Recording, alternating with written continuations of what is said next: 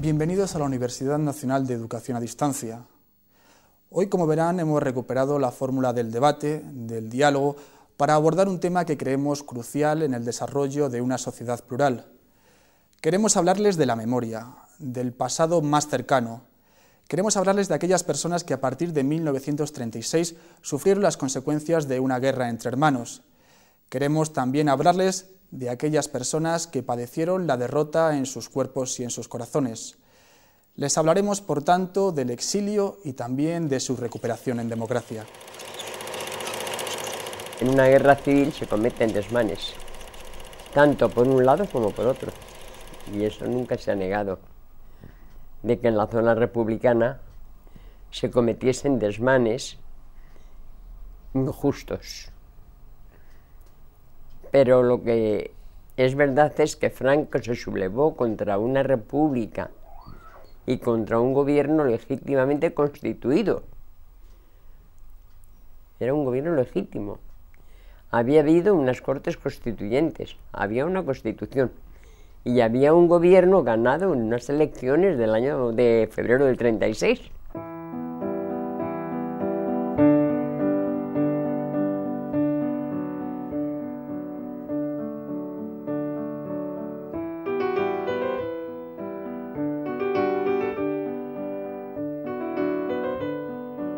Bienvenidos de nuevo. Para el debate de hoy contamos con la presencia de Virgilio Zapatero, actualísimo rector de la Universidad de Alcalá de Henares, comisario de la exposición Exilio y ministro entre los años 86 y 93 de Relaciones con las Cortes. Bienvenido y enhorabuena por su nombramiento.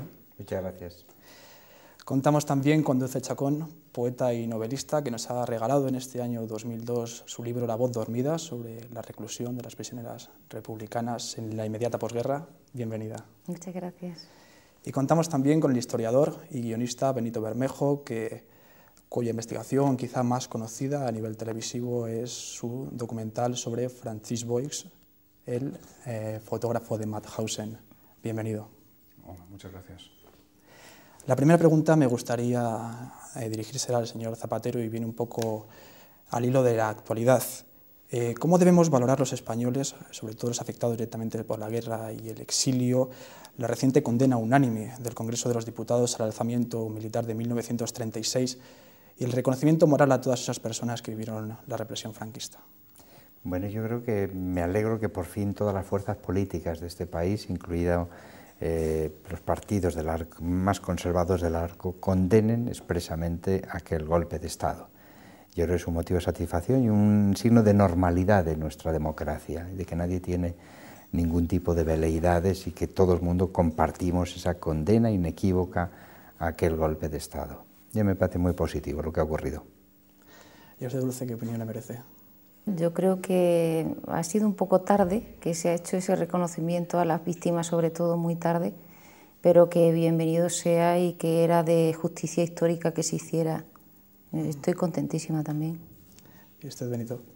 También el reconocimiento a las víctimas y creo que incluía esta resolución una recomendación de que se hiciese lo posible por rescatar su dignidad. Creo que es una noticia muy buena y que para aquellos que quedan de las víctimas de la dictadura y del exilio, en alguna medida pues lo agradecerán.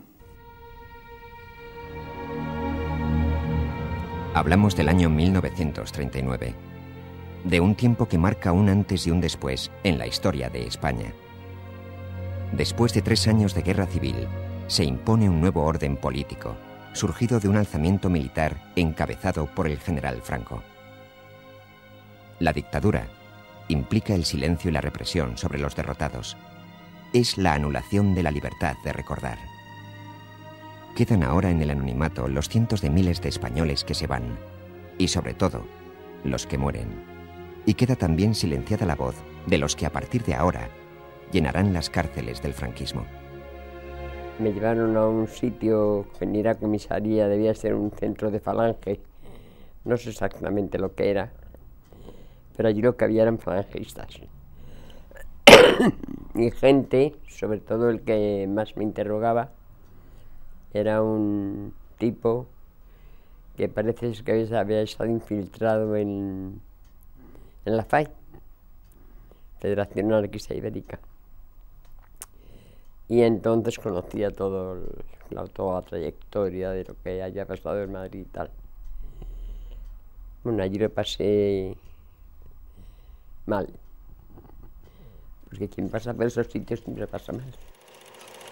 Este periodo podemos decir que termina en 1975 con la muerte de Franco, pero se dice que después de la transición todo este tiempo cayó ligeramente en el olvido o en el silencio. Usted, durante una entrevista sobre la publicación de La Voz Dormida, dice que sus protagonistas fueron doblemente silenciadas por la dictadura y por la transición. Sí, consideramos que hubo un pacto de silencio para hacer una transición armónica, que durante la dictadura el silencio fue la continuación de la tiranía y que era comprensible, se puede comprender ese silencio.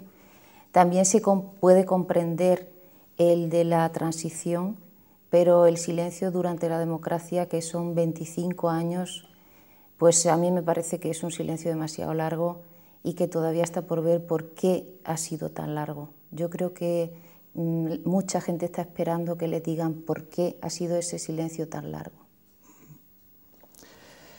Benito Bermejo, se habla de que cuando no se escribe la historia muchas veces ocurre un proceso de reescritura. Durante el franquismo ocurrió este proceso de reescritura. ¿Usted cree que aún perdura esa posibilidad? Quiere decir que se escribió la historia ignorando determinados protagonistas y determinadas circunstancias, ¿no? Como si hubieran desaparecido de la faz de la tierra algunos grupos, algunas personas que... Mira, pues por ejemplo, hablábamos hace un momento de determinadas víctimas, de determinados grupos del exilio que no existen hasta los años 60-70 en España, en que se empieza a publicar alguna cosa.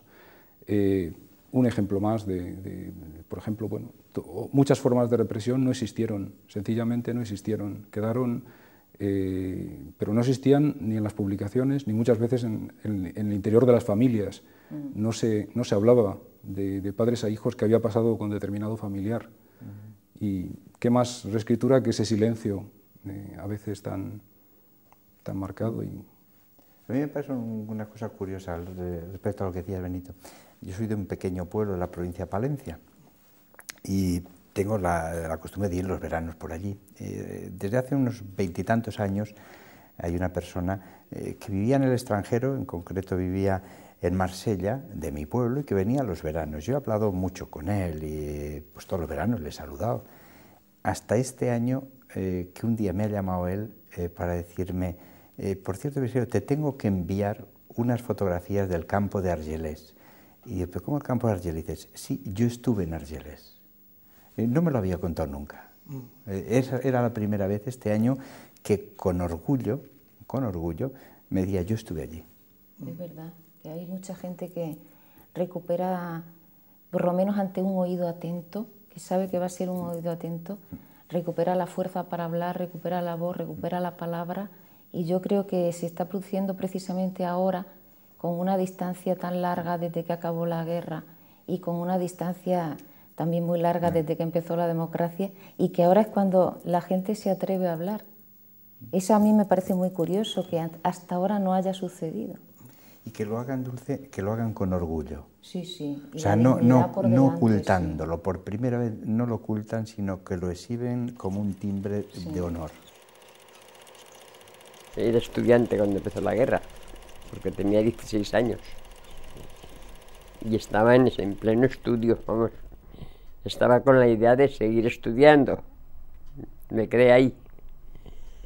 Y entonces me fui a trabajar en una oficina a San Sebastián y de paso a continuar con mi trabajo en el partido, que ya entonces se convirtió más bien en enlazar, pero para llevar y traer propaganda de la que nos llegaba a San Sebastián con Bilbao.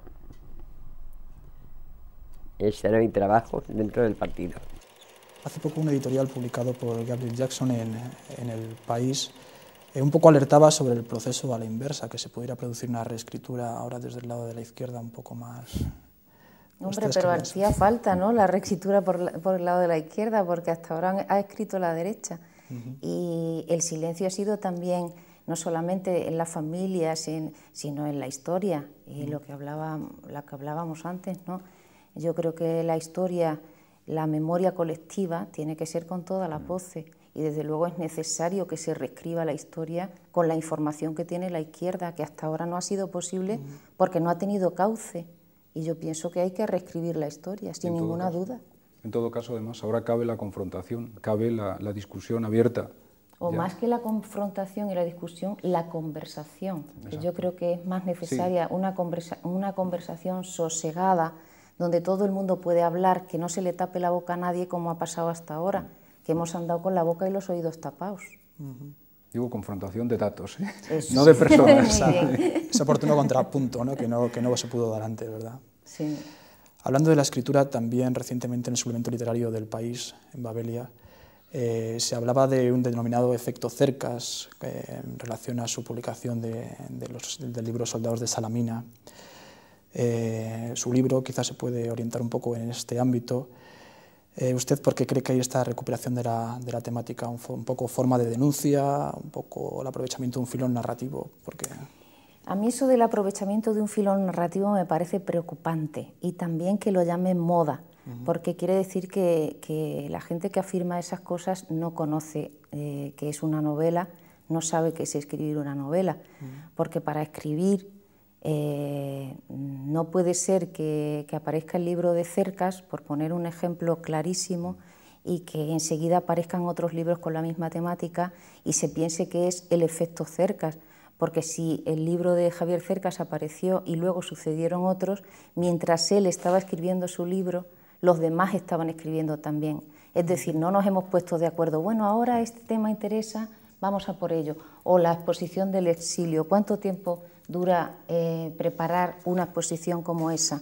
No se trata de que nos sumemos a una moda o a una tendencia, se trata de que hay una inquietud generalizada por recuperar la historia de nuestro país, la historia que nos han secuestrado, la que nos han ocultado. Y nosotros, nuestra generación, somos hijos del silencio de nuestros padres y responsables del silencio de nuestros hijos. Y ese lo tenemos que romper también, porque el de nuestros padres también. Tenemos la obligación de preguntar qué pasó y contárselo a nuestros hijos. Yo creo que es eso, una inquietud generalizada, no es una moda, es una necesidad colectiva, que desde luego viene de la necesidad personal. Yo no puedo escribir sino desde mi necesidad propia y personal, pero coincide con la necesidad colectiva. Yo creo que había efectivamente un murmullo subyacente en la conciencia colectiva de España, que ahora es cuando empezamos a escuchar, pero estaba ahí. Y tal vez lo que ahora de repente es, hemos prestado el oído a lo que había, porque si no nos explica que de repente haya ese volcarse la opinión pública sobre estos temas, y es que eso responde a una inquietud que había, y que de repente, bueno, pues de repente la gente pone el oído, y ha redescubierto algo que estaba por debajo. Y que se trabaja desde hace años. De hace años, sí. El año pasado, creo, ahora hablamos de toda de la exposición y de otras muchas cosas, pero si se piensa, por ejemplo, el año pasado hubo 14 congresos en España sobre el exilio del 39. Y si ves el catálogo completo de todos estos congresos, creo que rebasa los 500 trabajos presentados en la suma de estos. Solo en un año se han presentado más de 500 trabajos de investigación, que ya llevan años por detrás. Claro. Y hace 4 años que estoy yendo yo a unos encuentros que se hacen en Santa Cruz de Moya y en el Valle del Jerte para la recuperación de la memoria de los guerrilleros, cada uno en su zona, ¿no? Aquel monumento estuve yo inaugurando. ¿Estuviste? Sí, aquel hace ya muchos años, sí, maravilloso. El monumento al guerrillero de Santa Cruz de Moya. Sí. Bueno, pero quería decir otra cosa, que yo creo que es importante que ahora, en este momento, precisamente los medios atienden a este tema y parece que hay más, pero que, como dice Virgilio, este tema estaba ahí, el murmullo, pero no se le ha dado una proyección pública y ahora se le da porque coincidimos en que es de interés nacional. El triunfo de los que se alzaron en 1936 significa la pérdida de parte de una generación que se había educado mirando hacia el futuro.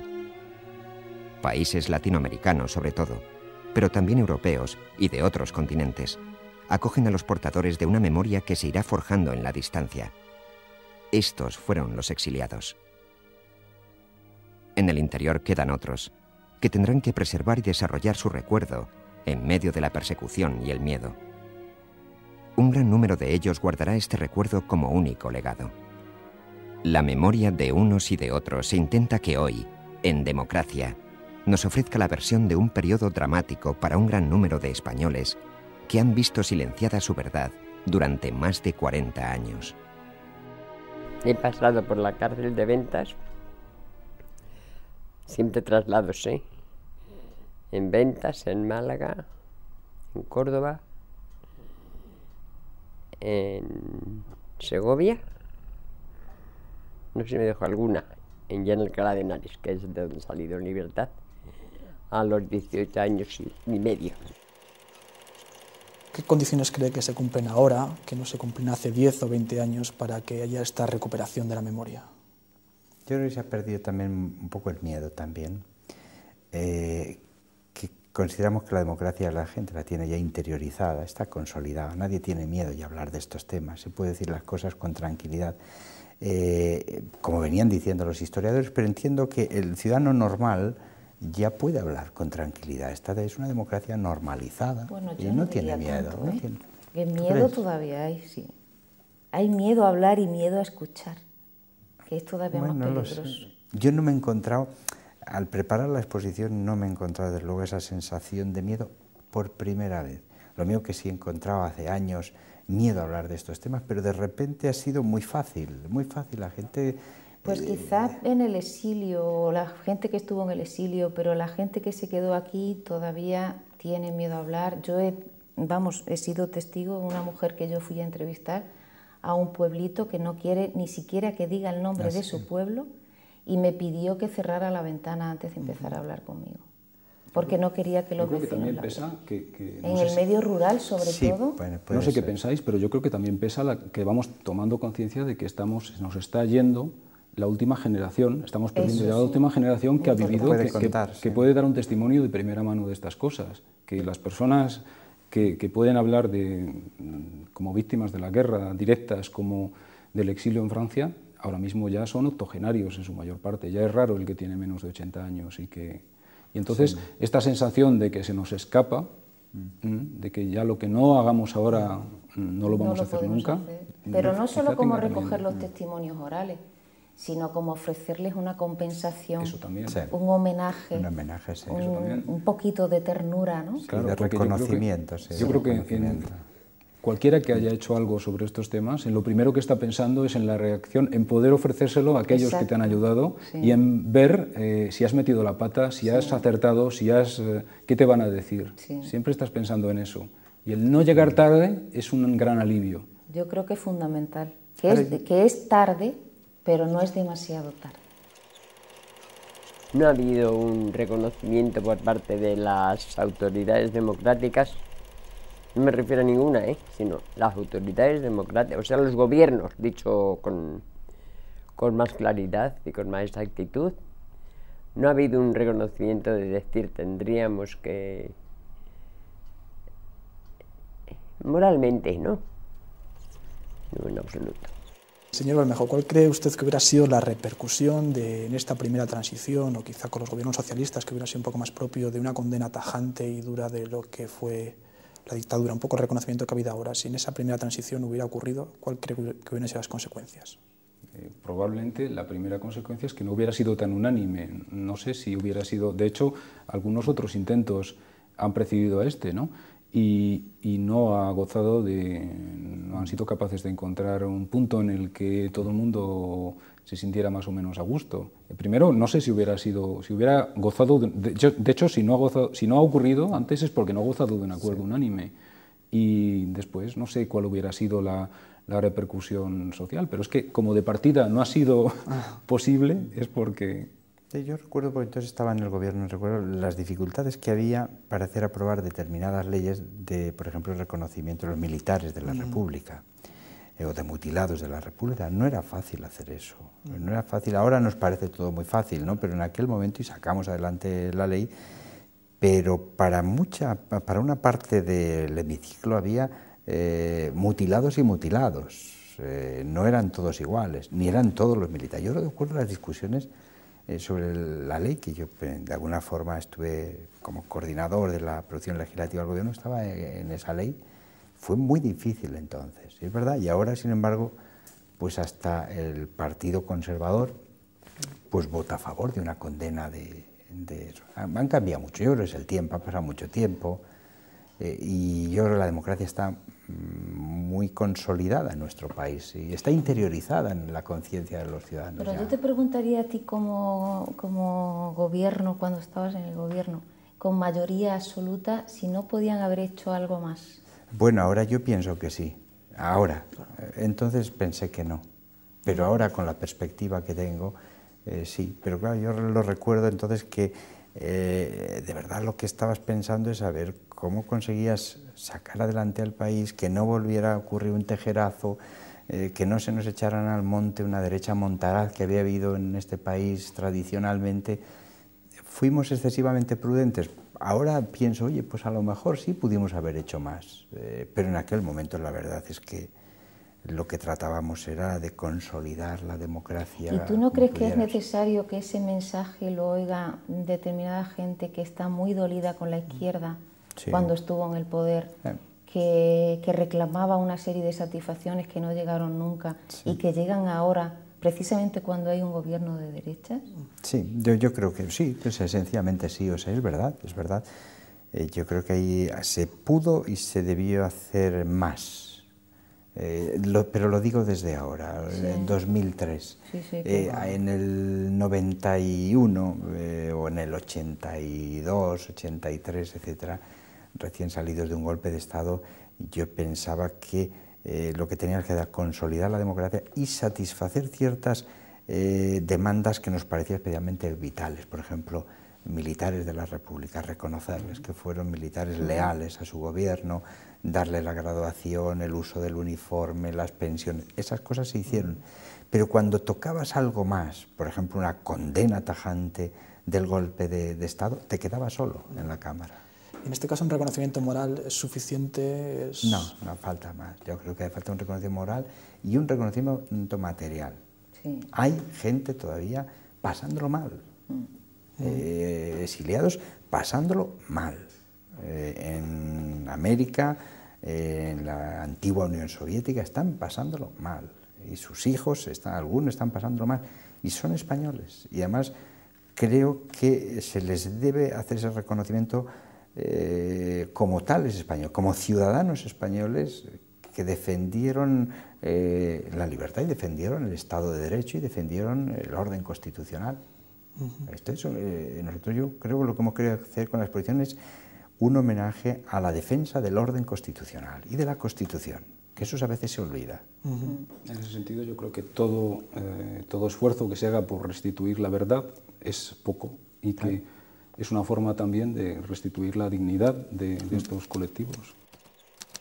Todavía hoy no se tiene una estadística de la cantidad de asesinatos que se cometieron en la época de Franco. No se tiene una lista, porque ha habido en pueblos que la gente luego, pues había allí, pues, ¿qué pasaría con aquel? Luego el exilio también, que se fueron muchos en el exilio, que ya se han muerto porque se han hecho viejos, como me hubiera pasado a mí, que no me he muerto pues por puro milagro, pero ya con la edad que tengo sería lo más normal, ¿no?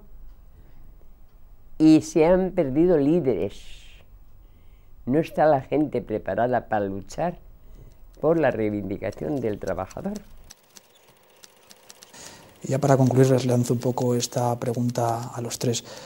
¿Ustedes creen que habría la posibilidad de construir una historia de España sin haber hecho esta recuperación del pasado, sin haber curado estas cicatrices, que en algunos casos se habla de que son heridas abiertas? ¿Era posible?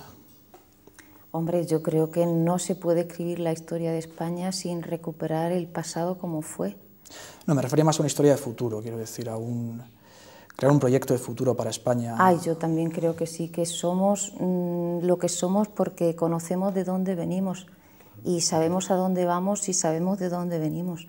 Si no estamos construidos sobre una mentira, sobre un silencio que ha sido una losa para tapar ciertas heridas que no han curado jamás y hay que ponerlas al aire para que cicatricen. Y heridas abiertas, bueno, no es motivo precisamente para nada, porque qué mejor curación probablemente sea que el restablecimiento de la verdad, que justamente el no olvidarnos de nada, el hacer lo posible por airear, que no es precisamente algo que vaya a hacer daño a nadie a estas alturas, sino al contrario. Sí, pero se pensaba un poco con el pacto de reconciliación durante la transición, más o menos con esto ya un poco había quedado cicatrizada la herida, que se supone que ahora esta recuperación no eso fue un parche, una venda para no ver, pero no fue una cicatrización de heridas ni una reconciliación, fue pasar por encima de unos problemas que se podían suscitar si se alzaban ciertas voces y se decidió tapar.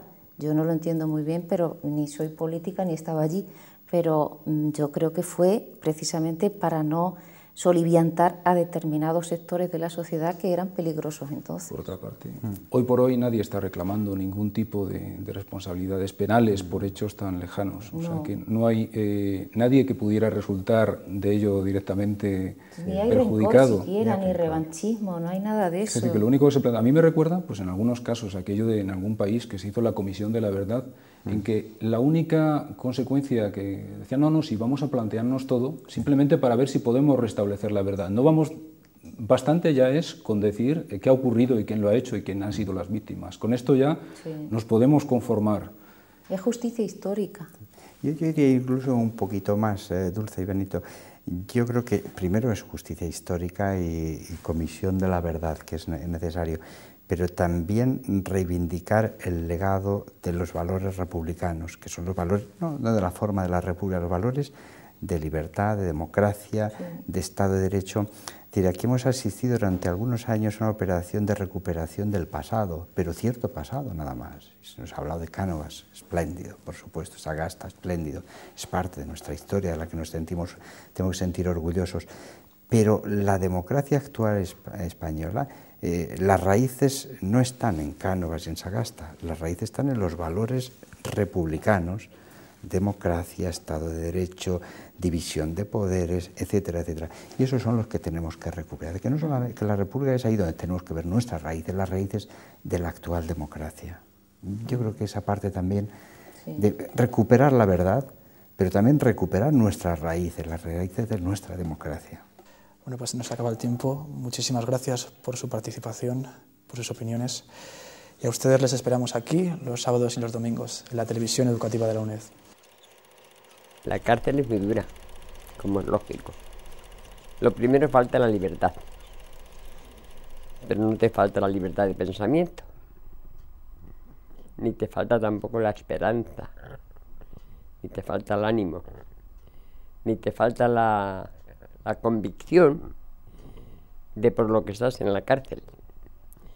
Ni te falta la esperanza de que va a haber un cambio con aquel granito de arena que tú has apostado, y el otro, y el otro, y el otro, y el otro, y miles, y miles, y miles, además de los miles de asesinados, pues que vas a encontrar luego un mundo mejor.